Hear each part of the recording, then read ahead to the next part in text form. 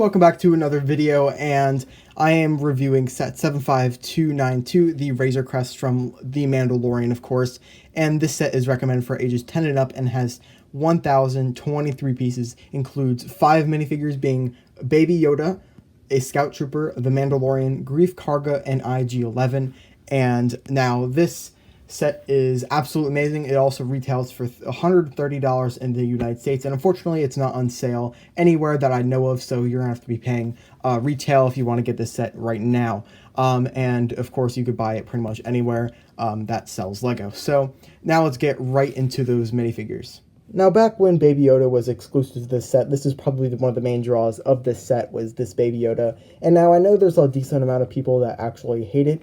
I think it's okay for what it is. I don't think it's bad at all. There's a few problems with it, which is the head and especially the eyes. I think the head mold is completely fine, but the eyes just don't look that great at the end of the day. And it's like a very weird rubber.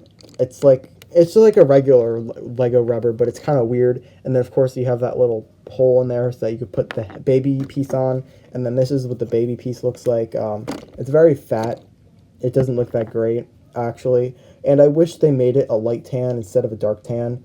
And the fact that they gave him legs, I wish they just made his own mold for it. I think it would have looked a lot better. And then the printing is so close to the center, it just doesn't really make that much sense and work, really. So yeah, this figure is pretty good for what we have, but I really think they should upgrade it at some point. And that is Baby Yoda. Now let's go on to the next figure. So this is Greef Karga, and of course this is his Season 1 appearance, and I really like this figure a lot. I wish they had some sort of printing on his legs or his arms, but other than that, this figure is pretty good. Of course they used the fin hair piece.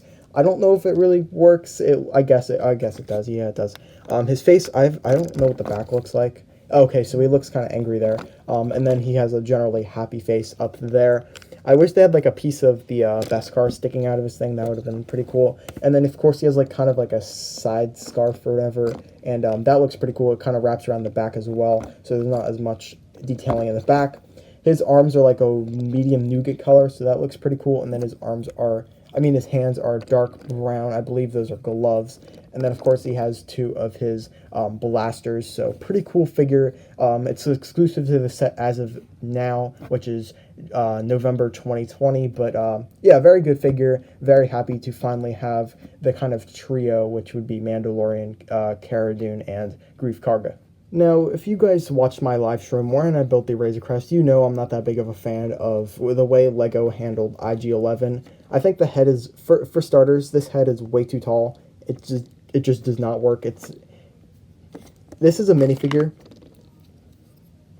compared to IG-11. Like, I know IG-11's generally taller than most like just regular humans, but this is ridiculous. Like, it's just way too big. I think they should have did something else. I'll make something about the IG-11 figure, and also the stud in the back. Now, if you watch my live stream, you probably know what I said about this. I'm not going to say it here, but the stud was completely unnecessary.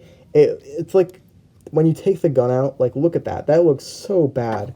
And then of course when you put the gun on his arm here, it kind of looks normal, but it kind of looks weird because he has it's like horizontal instead of vertical. Yeah, but this just looks weird. I think they should have just put the clip there. It doesn't really matter. And then of course they use like a regular battle droid torso, arms and legs and stuff.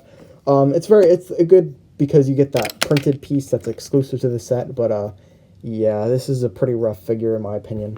Now, this is the Mandalorian, and I know a lot of people were kind of bummed that they didn't put a Beskar Mando in here, but now that they are making that set with the Beskar Mando, I think it's kind of made up for that. Of course, he has the older styled helmet, I guess now. It's the gunmetal gray. Of course, they're making it a flat silver, I believe. And of course, I think it should have been a brighter color. I think it still looked good. When we first saw it, he's a black underneath.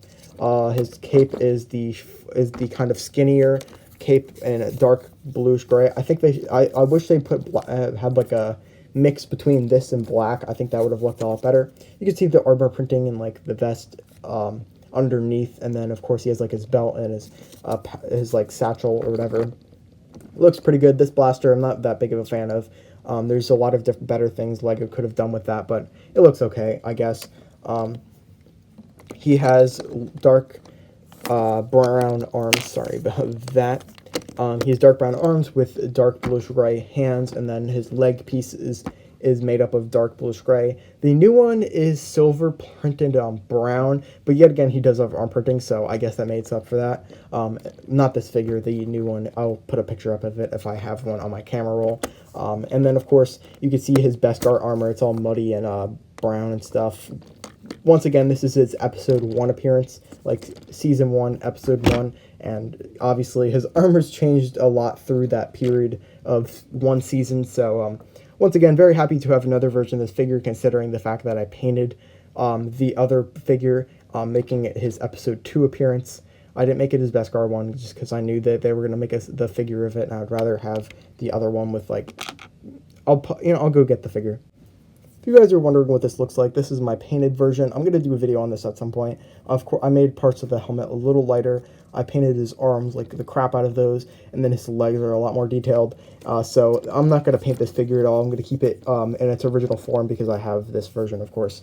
So yeah, that's the Mandalorian. Now we're going to go into probably my favorite figure of this set, honestly. Before we start, let me just say, LEGO better make an Imperial Troopers battle pack with one of these, a Death Trooper, a Purge Trooper, and a regular Stormtrooper, or I'm going to lose it. We need more of these. This figure is worth like $10 on Bricklink, and if someone wants to build an Endor mock, like, I don't know how the hell the Brickwiz got all of those Endor troops, but it's kind of ridiculous how expensive these are, especially the helmets. This helmet is really kick-ass. It's dual molded, of course. The printing is absolutely phenomenal on this, and of course, they don't have the angry clone face, so that's a bonus as well. You could see the really nice printing on the back. It's like a kind of a backpack, and then he has like a belt that goes around. And then the leg printing is insane. I wish they did something with the arms, but the rest of the figure is so good, it doesn't really matter at that point. And then, of course, he holds his smaller blaster. Now, I wish he had a speeder in the set, and if they like increased the set by $10 and they included a speeder, it would have been a lot better. Maybe if they added another Scout Trooper as well, because, of course, in that scene with IG-11 and the 2 Scout Troopers and Baby Yoda, it was really funny. And at least I have one of the 2, so I'll be able, once I get a second one at some point, I don't know when that would be, I would be able to recreate that scene. But yeah, let's get right into the build. This is the build of the set, and of course it's the Razorcrest, and this is actually a very heavy build. I would say it's about 2.5 pounds, around that much. It's not very heavy. You could easily pick it up with one hand if you really want to, depending on how strong you are. Of course, if you're a little child, then you might have to use 2 hands, but you could pick it up from about any point. You probably wouldn't want to pick it up from here, but you could if you really wanted to. Definitely don't have it like, definitely don't pick it up like that, but you know what I mean.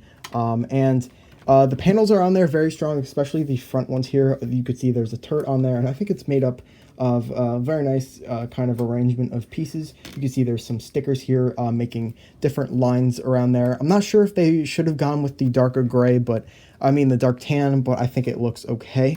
And now you can put blasters, and there's like 3 clips right here that you could put blasters in, and you could maybe sit a minifigure in here. I don't know. I'm not very... the interior is probably the worst part about the set.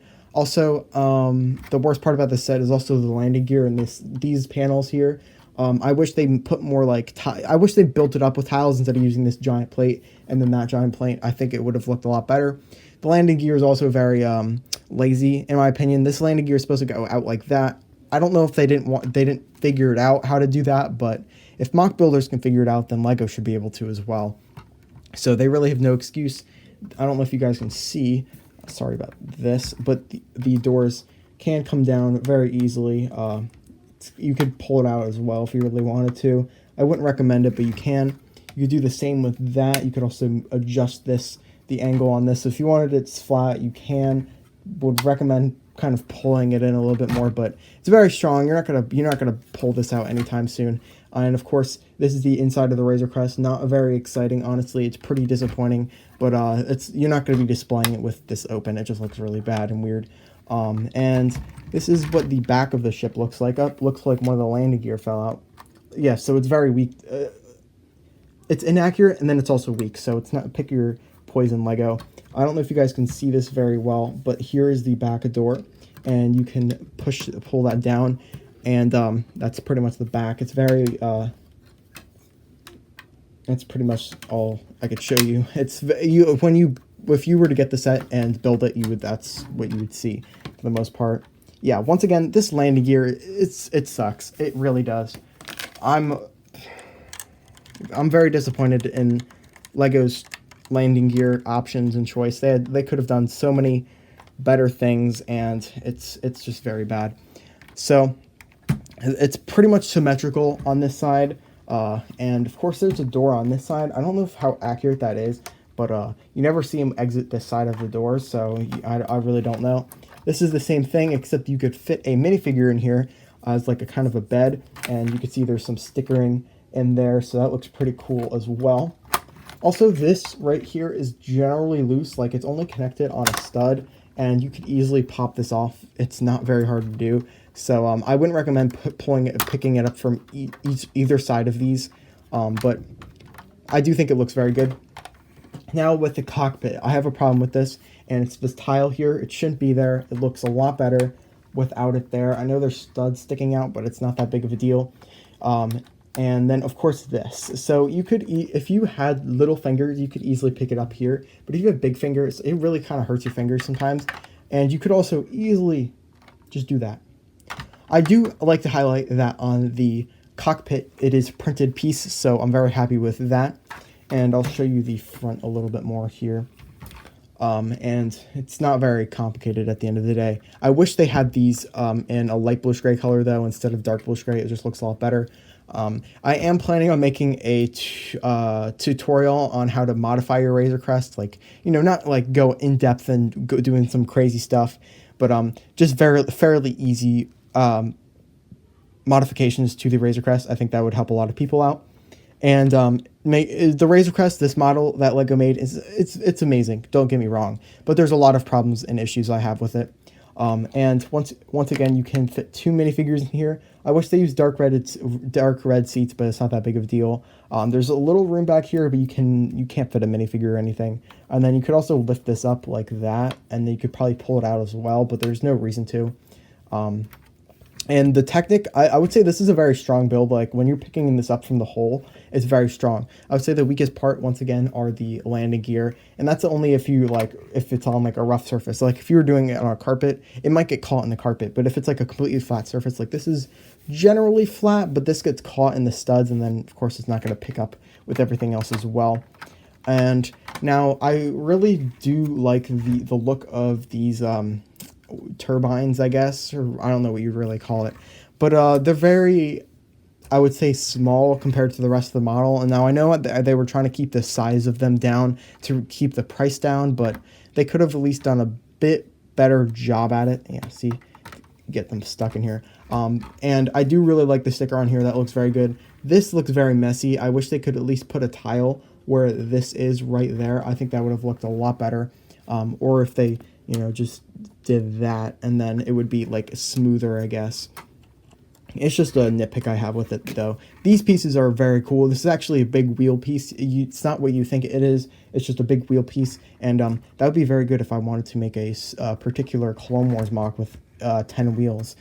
So I'll have to keep that piece in mind.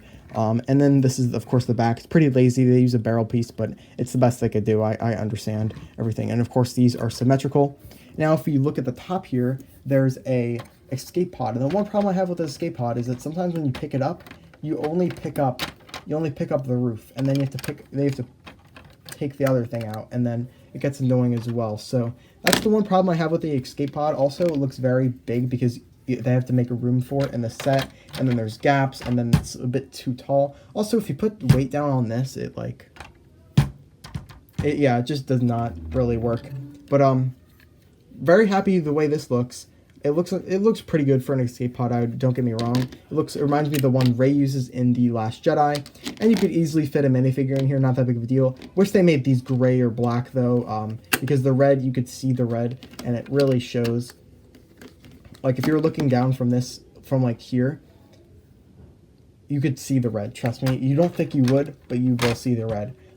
There's like these grill plates here. I think it looks pretty nice, especially with these tiles.